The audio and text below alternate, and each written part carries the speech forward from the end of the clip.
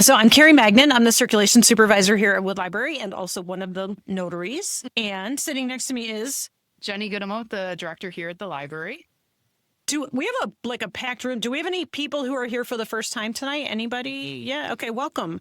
So Jenny and I do this live podcast once a month, and we typically pick a crime that interests us or is noteworthy or is in the news or something like that. And actually, the very first live podcast that we did was in this room. It was like 3 years ago, I think, or 2.5 years ago. No. I think it was in January of 24.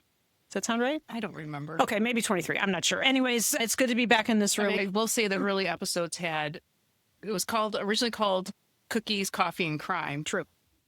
And so what we used to do was we used to bring in cookies and sample them. So all you would hear in the microphone was just a lot of crunching. Was us commenting on the cookies that we were eating. Thought of the cookies, and I'm like, we can't continue that with a live audience. That would be very rude to eat these cookies in front of people. Anyways, okay, let's get started. So has anybody heard anything about this case? Does anybody know anything about this? Okay. So for those of you who are new, you don't know this about me, and everybody else is, again, I'm a big fan of the TV show Unsolved Mysteries, which originally started in the 80s, had a couple different hosts before Robert Stack took over. And this is my second podcast that I've done this year. And the other one was also based on an Unsolved Mysteries case. So this was originally... So you're on a roll. I'm on a roll. Yeah, I'm thinking maybe in May I might do something different, but we'll see. I have a while to think about that. Rogue. Yeah. In season 5, episode 50. So again, this is from season 2, episode 5 of Unsolved Mysteries. So it originally aired... It originally aired in 1989. So this is a case from 1987 where two really young adults, Jay Cook and Tanya Van Cuylenborg, initially were thought to they were just missing, and then they were found murdered, which we're going to get to in just a second. So, hopefully we can get this to go. There we go. Has anybody here been in the Pacific Northwest or has been on any type of ferry boat in the Pacific Northwest? Okay. Very common to travel in the Pacific Northwest or that part of Victoria, Canada, by ferry boat. Jay and Tanya started their trip in Victoria. They started up here and they took the ferry to Port Angeles. And they left on November 18th, 1987. And they were taking this trip. It was just an overnight trip. They were going to Seattle to pick up some parts for Jay's dad's business. I think he had a furnace business or something. So they were taking like an overnight trip to Seattle just to pick these things up. So they're going to drive down there on the 18th, come back on the 19th. They were planning just to sleep in the van in the parking lot of wherever they were picking up these parts. Did you say how old they were? Jay I believe he was 21 and Tanya was 18. And they were a couple? They had been dating for about 6 months. Okay. Yep. And they were pretty serious about each other. I'm going to guess this was probably, if not the first time they had gone away together, one of the first times. And I was excited. I'm sure they were both excited about this trip. And so they caught the 2:00 ferry. At that time of the year, this ferry between Victoria and Port Angeles only ran twice. It ran once in the morning and once in the afternoon. But like during the summer, when the weather was nicer, it would have run a lot more frequently than that. They catch the 2:00 ferry from to Port Angeles, and they get in around 4 p.m. And so from there, they're going to drive down Route 101 here, and they're eventually down here, they're going to cross over a bridge so they can get over to Bremerton to take the ferry to Seattle. So this is a little bit better picture of, excuse me, the Bremerton to Seattle ferry. So at approximately 10:16 on November 18th, they purchase a ticket to take the car ferry. They had Jay's dad's van from Bremerton to Seattle. And law enforcement's theory is that Jay and Tanya met the killer on this ferry. And we'll talk about a little bit more about that in a little bit. And that the three of them left the ferry terminal together in Jay's dad's van. Oh, so when you say met, you mean like he actually approached him, talked to them? Yes. So give him a ride or something? Yes. So what they think happened is he approaches them. He is probably unassuming, looks like a normal guy, starts chatting with them, probably asks them for a ride. And in the Unsolved Mysteries episode, one of the law enforcement officers says they were young, they were maybe a little bit naive, and they were probably an easy mark for whoever this was. And they believe that the killer set his sights on Tanya and Jay was in the way. So the killer had a plan, they think, when they left the ferry terminal, all three of them together in Jay's van, or Jay's dad's van. So that's late Wednesday night on the 18th.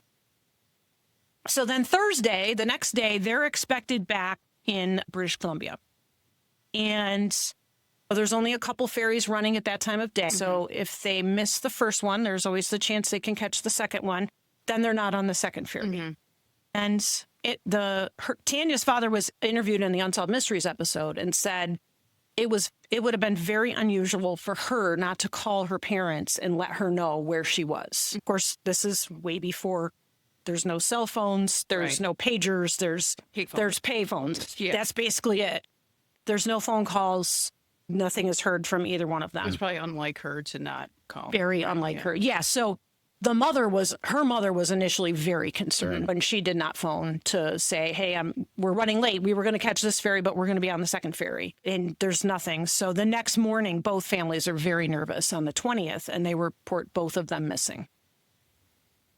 So then the investigation begins because about a week after they initially leave British Columbia, Tanya's body is found, and she is partially clothed. She has no clothes on from her waist down.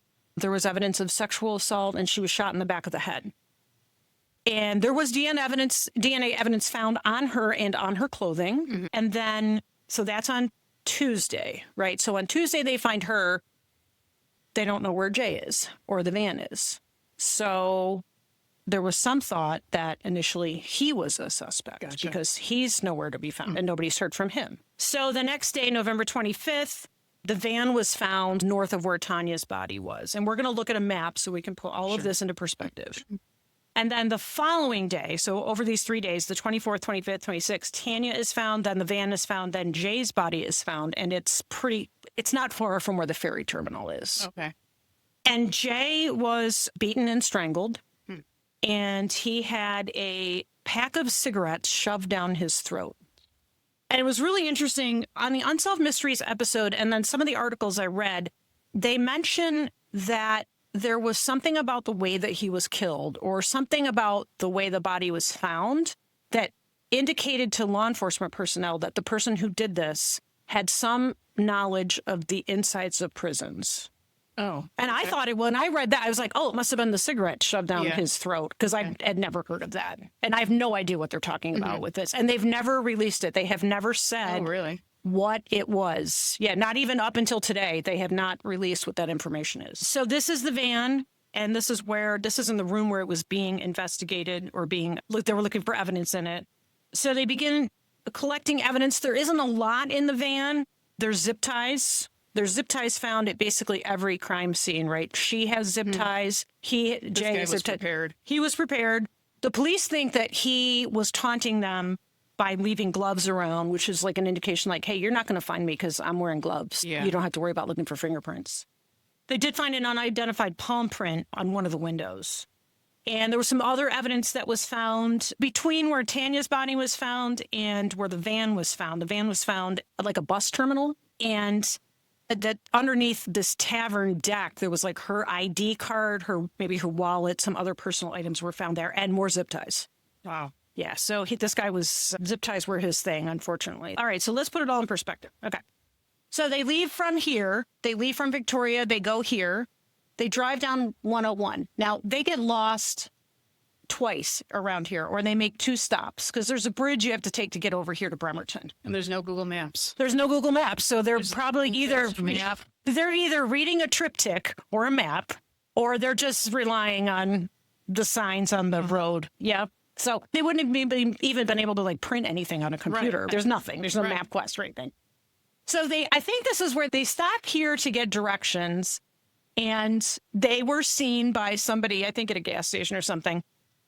And they remembered them. The gas station person remembered them because Jay tried to pay for gas with Canadian Traveler's check, which was unusual, right? That doesn't happen very often.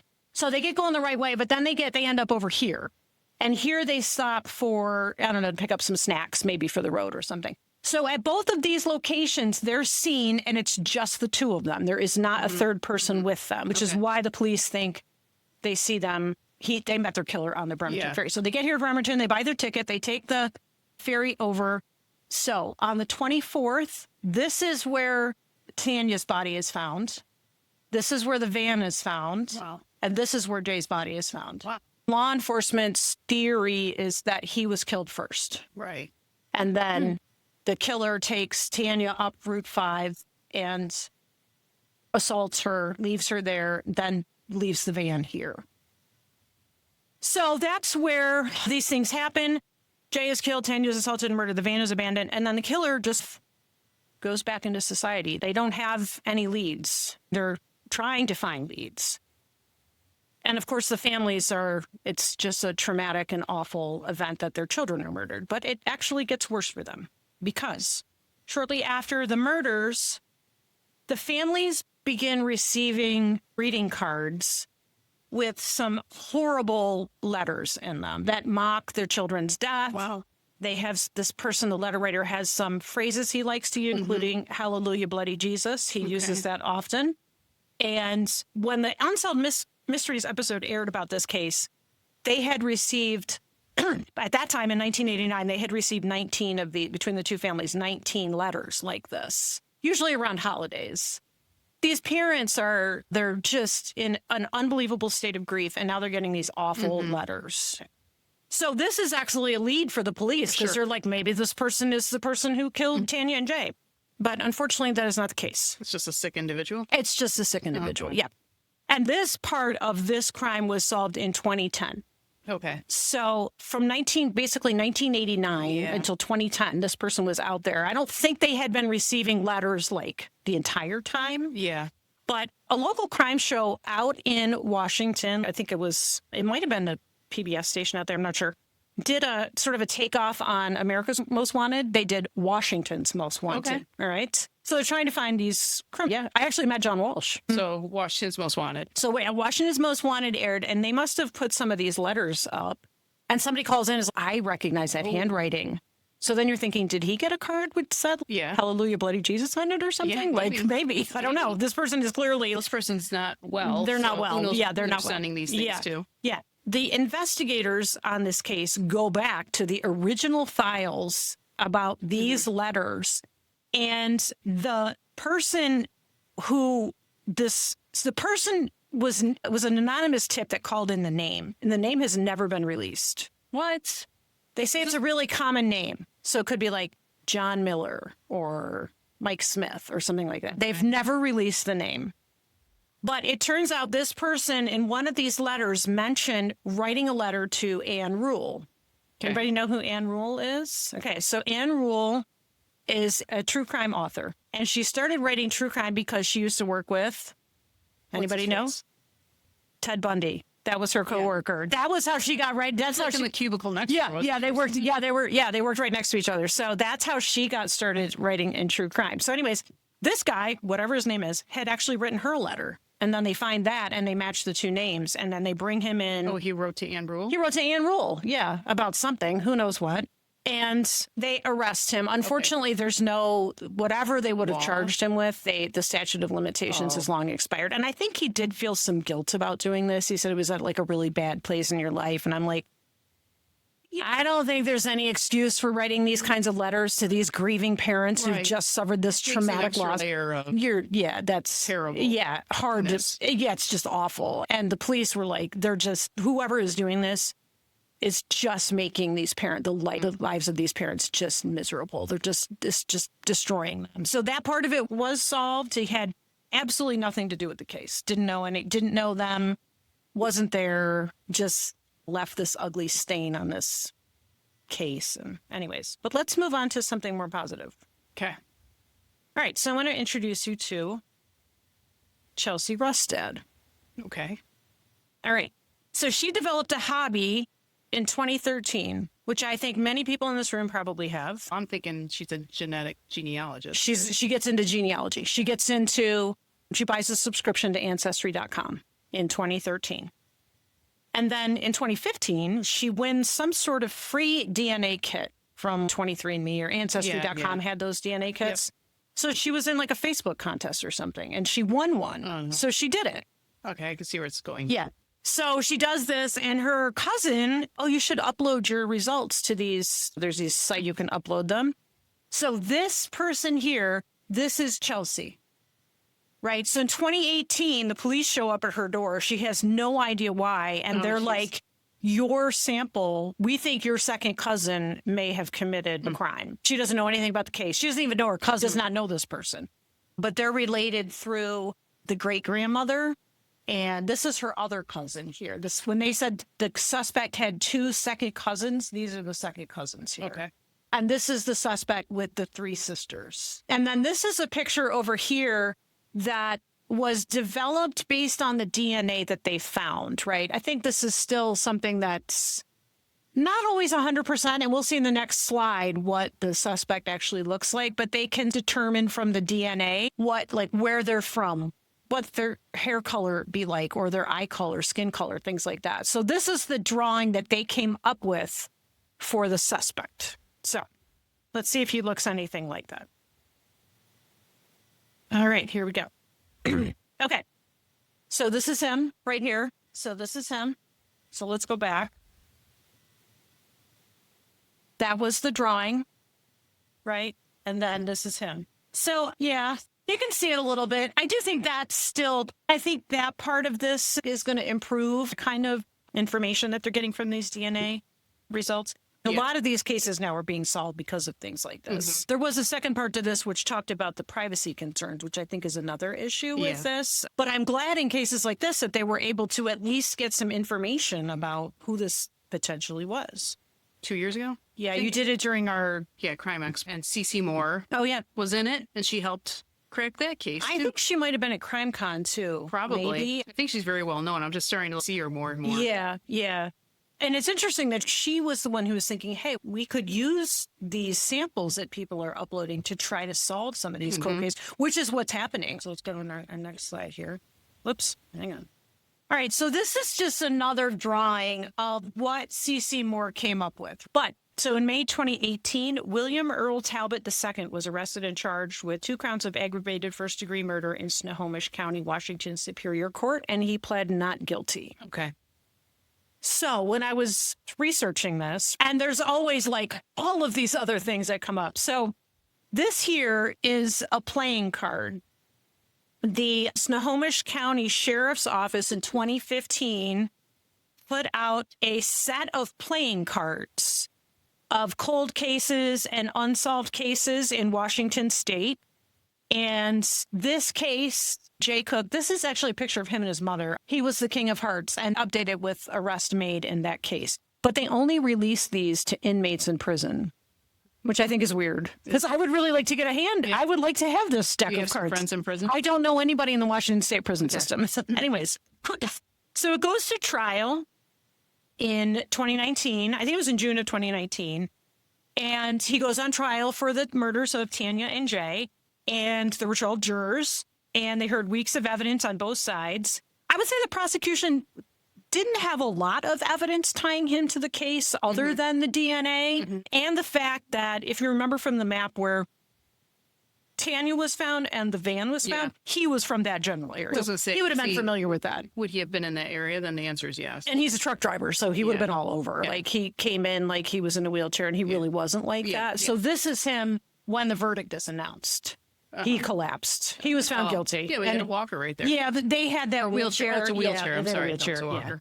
So outside of the DNA, there isn't a lot of evidence tying him to the case, although after the case was over, one of the zip ties that they found did have his fingerprints on it or DNA or something. So that also tied him to the case. The defense made the position that the DNA could be explained away, that he and Tanya engaged in consensual sex and then but he didn't murder her. The prosecution was like, so it's this young couple, they're just taking this trip. What happened to Jay?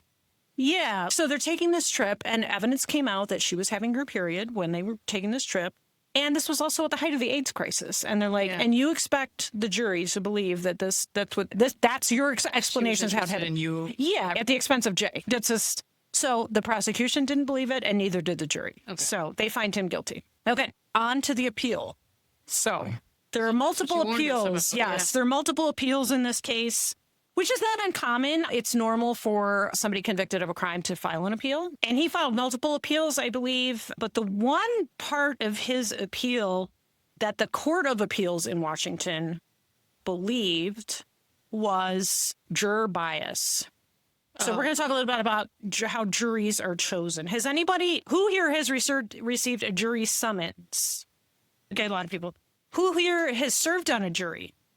Okay, Oh, wow. so yeah. I was rejected. Okay, so when you're getting the jury together, right, jurors are asked a series of questions. They go through this voir dire where you fill out a questionnaire. Yeah. You probably had to do that. And it asks you about what do you do? Where are you from? What do you do? Has anybody in your family been the victim of a crime? This all kinds of like background things, right? And each side in this trial and every trial will have a series of preemptory challenges. So they could say, okay, yeah, that juror, Jenny Goodemout, yeah, I don't want her on. Or they could just say, I'm going to use my challenge on this person. They're not supposed the prosecution and the defense get the same number, and they're not supposed to use those to like exclude like all women or all older people or people of color or whatever, all men or whatever.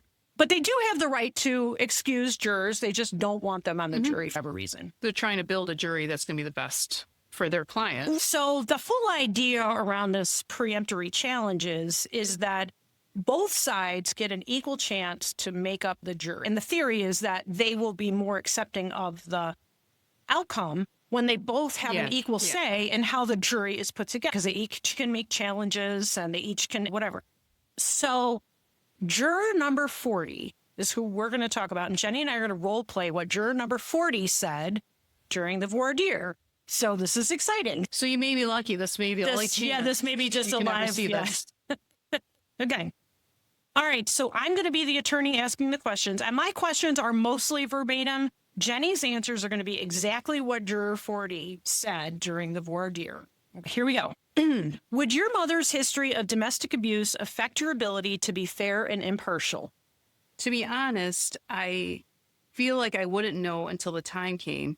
But I also have a daughter, and I think that might also play a part in how I might feel. If there was some action taken toward a young woman, I might take that personally and not be able to be impartial. Would you be able to set aside your personal experiences? Would you be able to set aside your personal experiences, including your mother's history of domestic abuse and your experience of being a mother, in favor of listening to the evidence in Talbot's trial? I could try. I can't guarantee anything, right? It's something I usually express with my husband, that there's always multiple sides to a story, and I'm a fact-based person. So I could tell you that I will give it my very best should I end up being on the jury to do that. Okay, so those were her answers in the original voir dire. And the defense at that time tried to get her off the jury panel. Yeah. Like they didn't even want her to be considered to be a juror. And the judge in the case said, no, I think her answer that she could be fair and she would put her personal feelings or personal situations aside and be an honest and fair and impartial juror. So the defense said, okay, that's fine. And she makes it onto the jury. And after the trial, when he's found guilty, then they're like, she shouldn't have been on the jury because she was clearly biased. And that was the appeal that went to the court, one of the appeals that went to the Court of Appeals. And how do you think the Court of Appeals decided? What do you think they decided? New trial. What does everybody think who says new trial? Who says overturn the verdict? And who says the verdict remains? Okay. They overturned the verdict. They believed his defense. They were like, yeah, she was biased. She probably shouldn't have said. They probably shouldn't have had her on the jury. Okay. So the prosecution is like, what do you think the prosecution decided to do? They appealed the appeal. Oh, so they, all right. okay. So now they go to the Washington State Supreme Court, which is the highest court in Washington State. Not the Supreme Court in Washington, D.C., but the Supreme Court in Washington State. Yes. State of Washington, yes. So the prosecution makes the argument that, so the defense had the opportunity to use one of their peremptory challenges, which they did not use all of them. And then they can't come out and say later, oh, I didn't use this. Gotcha. And does anybody want to guess how that went? Anybody? So the defense won the first round of appeals, Correct. and the prosecution wins the second round. Yeah, okay. So I'm just going to read the conclusion because I read through their decision in this case. And I think this sums it up pretty nicely. Okay. And this was a unanimous decision. Everybody on the court agreed with this position. We reaffirm that if a party allows a juror to be seated and does not exhaust their preemptory challenges, which the defense had not, then they cannot appeal on the basis that the juror should have been excused for cause. Here, Talbot did not attempt to strike Juror 40 with an available peremptory challenge. He did not exhaust his peremptory challenges on other jurors, and he affirmatively accepted the jury panel as presented. As a result, Talbot is not entitled to have his for-cause challenge to Juror 40 considered on appeal. We reverse and remand to the Court of Appeals to address the claims it did not reach in its prior opinion. So everybody signed off on that. And I actually think I read somewhere that the Supreme Court really did not want this to become like a precedent-setting thing. So you could have a trial. You have these challenges. You don't use them. A juror gets on there that you actually don't want to get on there. Then you can claim it was a biased jury, even though you had the opportunity to remove. They didn't want this to become like a thing that could happen. Anyways, the conviction was reinstated. Okay. And let's see where everybody is now. Okay. So where are they now? So I'm not sure if Jay's father is still alive. I think he was at the time of the trial, but his mother, Leona, and his sister, Laura, were at the trial of William Talbot II, and his mother spoke at the sentencing, and she was very emotional about missing her son and wanting him back. Tanya's father, William, did not live to see her case solved. His mother, at the time of the trial, I think was living in maybe assisted living or memory care unit or something like that. She was still alive when the trial took place. And her older brother, John, they lived near each other, and he was at the trial and the sentencing, and he's a lawyer in Canada. Okay. Chelsea Roostad, who was really the reason that this whole thing happened, finding William Talbot, because she uploaded her DNA. She became an author and has been upfront about her DNA being used to solve this case and put her cousin in jail, and she has no regrets. That's right. She has this whole Reddit thread. So she has this Reddit thread, and it's, I'm Chelsea Roostad, and my DNA put my cousin in jail for murder or something like that. And you can ask me anything you want. So there's all these people who are like, Well, must be how do you feel about that? Ask me anything. Yeah. So, and William Talbot is currently being held at Washington State Penitentiary in La Walla, I believe. He's in his 50s now. Yeah, he was 24 at the time of the murders. Oh, so he's probably in his late 50s, early 60s. Older than them. So again, I think that's why the police are like, he took advantage. He recognized that maybe they were a little naive, away from home, and took advantage of them. And I like this last quote here. Justice arrived for Jay and Tanya, Justice arrived late for Jay and Tanya, but it arrived today. And that was on the day that the sentence came down. And this is the only known picture of the two of them together. Oh, really? Yeah. Yep. Huh. So that's it for me. Does anybody have any questions? When I look at this, I think I'm really glad that this case was solved. Oh. I hope he never gets out. I hope his appeals at every level of state government, and if it ever makes its way to the Supreme Court, I hope it fails there too. And I hope he just spends the rest of his days in jail. Yes. Prints. Yes. You can't. How would you explain your fingerprints on zip ties? Like premeditate. Yeah, for sure. Just one of these. Yes. PBS. Okay. And show your. Oh, okay. Yeah. So I watched that too. Yeah. All over the place. Yeah. Never been before. So he did have some. He had some legal issues in the 1980s. I will say this. One of his friends testified, or I don't even know if it was a friend, a roommate, so an acquaintance maybe, testified for him at the trial and did not have a lot of nice things to say about him. And a lot came out about this guy that he was violent. He had problems with his family, that he had no connection with them. He had injured his siblings. He was charged with like misdemeanors in the 80s. He was jailed briefly for not paying tickets or something. So I don't know how long he was in prison, but I have no idea For what him that to could have be. zip ties, though, Yeah, makes I you mean- wonder if he's done something like this Yes, before, but obviously they yes. didn't link him to They haven't matched his DNA with anything else. The other thing that possibly connected William to this killing was that when Jay's body was found, he had a blanket over him that did not belong to either Jay or Tanya or their families. So Okay. the blanket came from the killer. And Yeah. so his roommate testified that he had blankets like that, but he Yeah. couldn't say it for sure if it was the one. So how long was he free for? So the murders happened in 1987 and he was arrested in May of 2018. So just over 30 years. I'm it could hold real. Oh, yeah. Yeah, but as far as I know, they haven't connected him to any other. Exactly. Any other questions about anything? Any thoughts? I know I can't. I can't imagine something so Yeah. awful happening. He wasn't with, they don't think he was with them then. Yeah, so That's right. He got them in the ferry. they were just two kids who were driving to the ferry and buying snacks and Have a having a good time. Well, and also doing a favor for your dad. Yeah, helping out your dad, taking this kind of exciting trip and going to the big city. And yeah, there wasn't any indication that there was anything wrong. Essie's tab. That was her ID, her wallet, some personal items. There were also some zip ties found there. No, he had disposed of that evidence underneath. He was familiar with this area. He was from here, this general area. Yeah.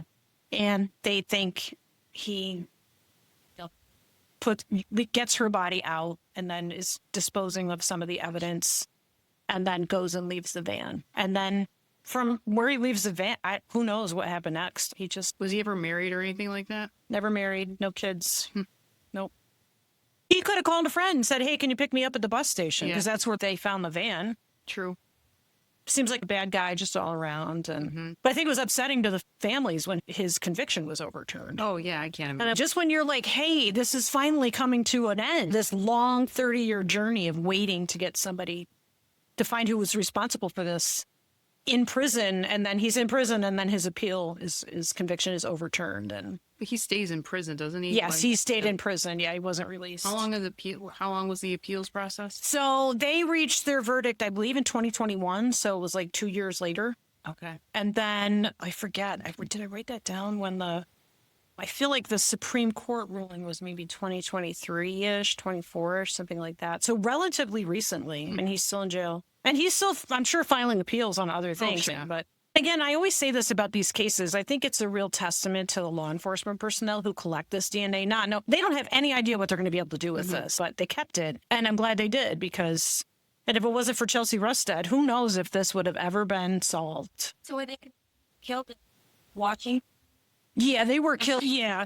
So they started up here in British Columbia, but they were this is all Washington. Okay. Yeah. And so their bodies are found. Yeah. Like, this is the Olympic Peninsula over here. My husband was stationed here at Bremerton. That was why we were out in Seattle. But those boats are nice. Like, I used to take that boat twice a day. So How long's the ferry take? I want to say it took like maybe 50 minutes. So that was it. That's the story of, yeah, thank you. Thank you all for being here. Good job. Thanks. Yeah. Yes. We're going end of May. Yeah. Right after Memorial Day. We're going to Crime Con.